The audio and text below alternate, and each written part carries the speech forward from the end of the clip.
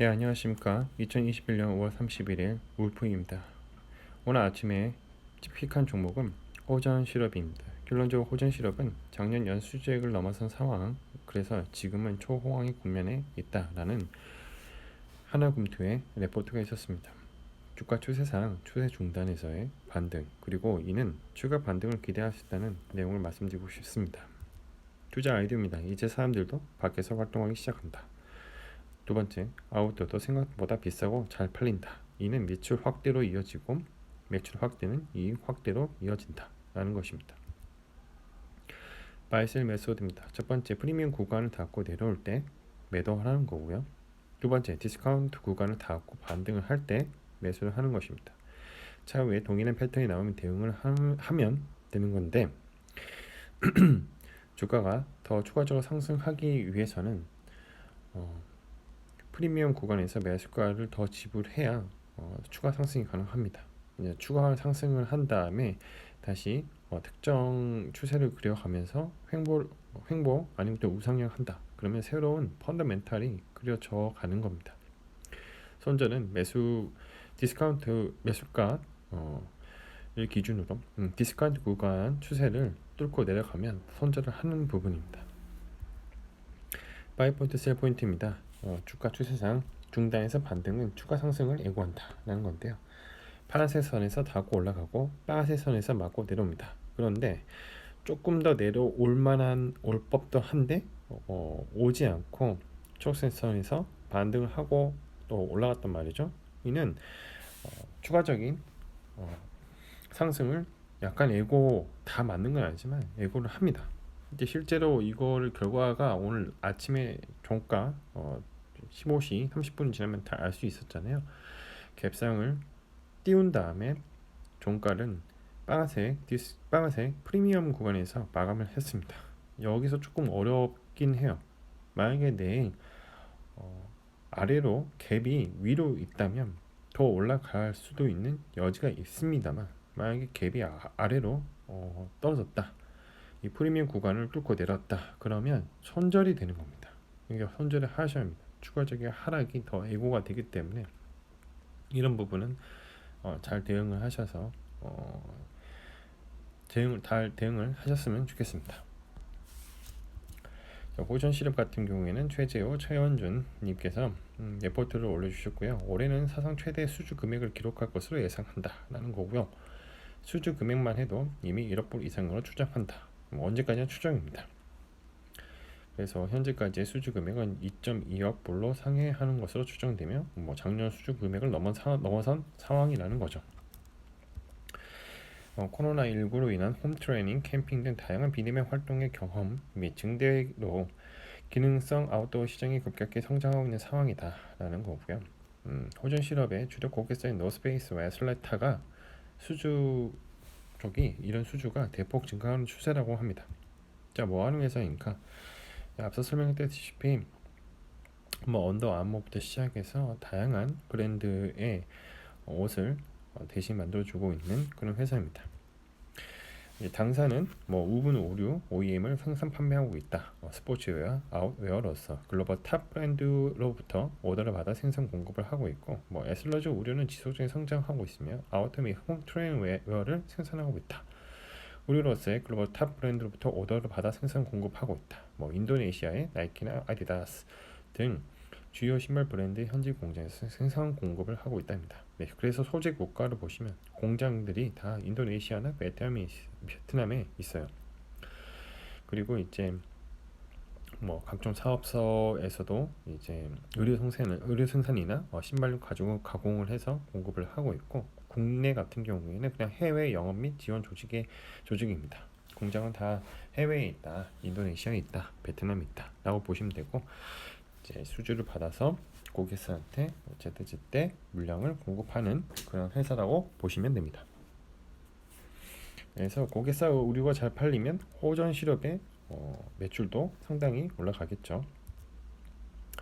수준 상황을 보면 이런 스포츠웨어 및 고기능성 아웃웨어를 수주를 받아 현지 법인 공장에서 제품 생산하고 수출하고 이러한 현황이나 총액 수장 공고는 주요한 기밀 사항이기 때문에 언급하긴 안 한다. 공시에 언급하지 않겠다는 내용이 있었습니다. 그래서 이제 저희 코멘트는 이제 몸을 좀 움직여야 할 때가 아닌가. 백신 공급이 되고 이제 밖에 나가서 뭔가 활동을 하고 그러다 보면 새 옷도 필요하겠고요. 돈도 모아놨으니까 뭔가 소비를 할 거니 많은 소비의 대상 중에 하나가 바로 의류, 또 아웃도어 이런 게 아니겠느냐라는 내용입니다. 서스토리입니다. 미국 내달 6일 공급망 조사 발표 외. 자, 공급망 조사 발표를 하는데요. 이는 중국 제재 수위에 따른 그런 주목을 해야 하는 부분입니다. 미국발 글로벌 공급망 개편이 이제 판도라 상자가 조만간 열리게 되는데 반도체, 배터리, 히토류, 바이오 의약품 4개 핵심 품목을 대상으로 100일간 진행한 이제 공급망 조사가 다음 달 이제 4일 마무리가 되고요. 6일 날 이제 발표가 될 것입니다.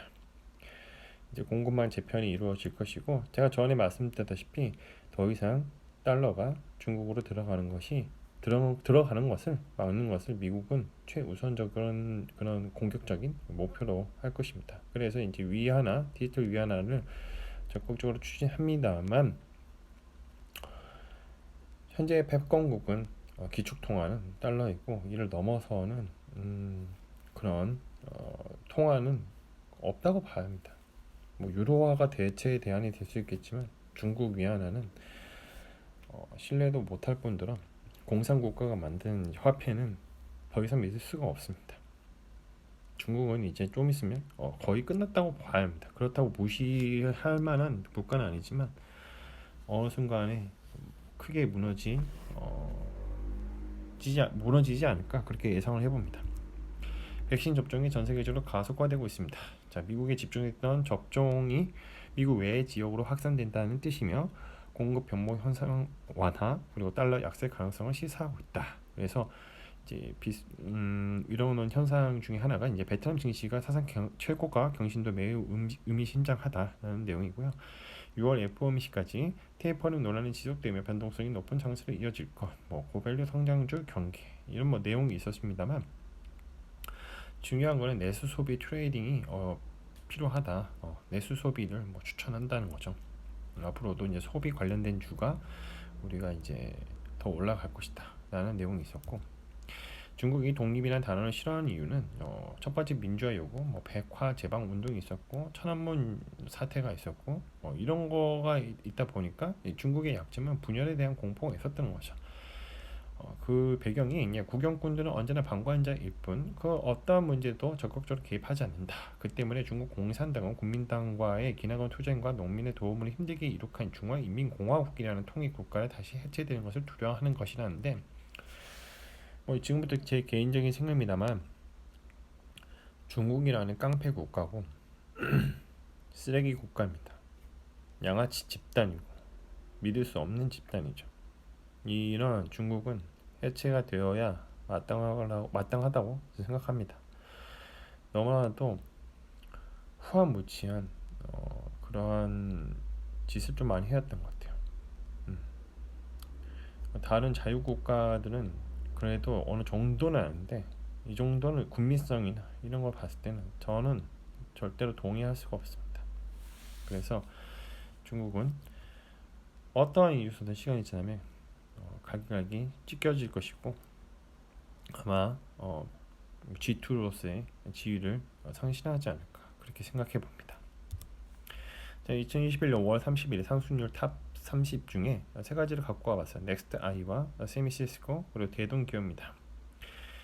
대부분의 이제 상위 종목을 이제 좀 찾아보면 살펴보면 국민의힘당이 조금 많이 부각되는데 그 중에 이제 이준석 관련된 테마주가 많이 올랐죠.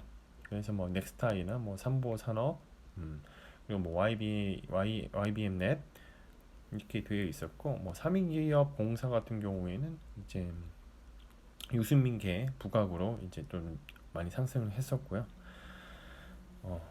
그 외에 이제 네이버와 지분이나 여행 관련주가 좀 올랐던 걸로 기억하고 있습니다.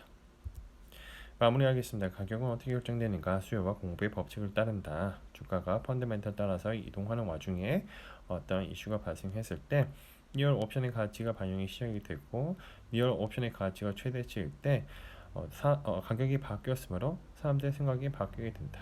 시간이 지나면 주가의 흐름은 원래의 펀더멘털로 수렴하게 되어 있으며 이를 리얼 옵션 만기라고 한다.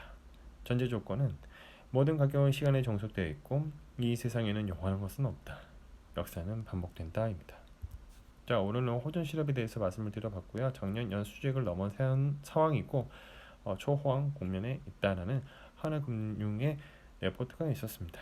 사람들이 밖에서 활동하기 시작한다라는 투자 아이디어로 주가 추세는 추세 중단에서 반등을 했고 추가 반등을 기대한다라는 내용입니다. 오늘 종가로 이미 반등을 했고요. 갭상을 띄우면서 다시 종가는 빨간선 프리미엄 구간에서 안착을 했습니다.